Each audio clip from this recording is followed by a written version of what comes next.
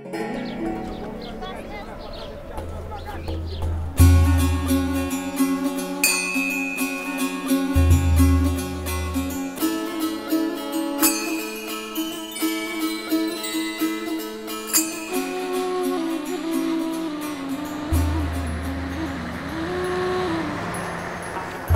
suis allée à Bamiyan pour la première fois en 2004.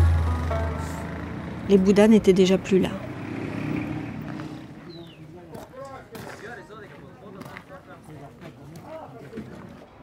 Je suis retournée plusieurs fois à Bamiyan par la suite. Pourtant, je n'ai jamais réussi à m'intéresser sincèrement à la valeur ou à la signification historique, archéologique des Bouddhas. J'ai toujours fait semblant. En retournant cette année, j'ai compris que ce qui me touchait, ce que je cherchais, c'était ce que ces statues avaient vu, de quoi elles avaient été le témoin. Je me suis imaginé que les deux grands Bouddhas pouvaient voir ce qui se passait à leurs pieds, qu'ils savaient quelle vie menaient, par exemple, les habitants des grottes, juste creusées à côté dans la montagne.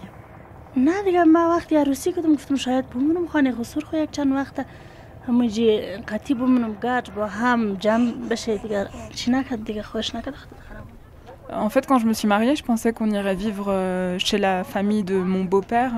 Je pensais pas qu'on viendrait ici dans une grotte. Je me suis convaincue qu'ils protégeaient les amoureux, qu'ils pouvaient percer les secrets des cœurs, de pierre et de chair.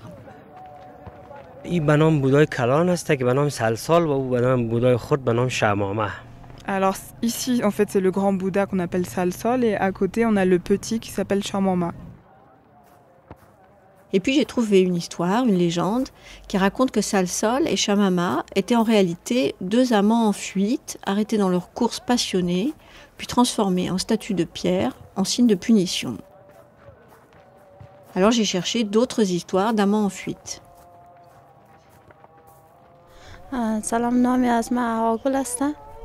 Bonjour, je m'appelle Awagol. Mon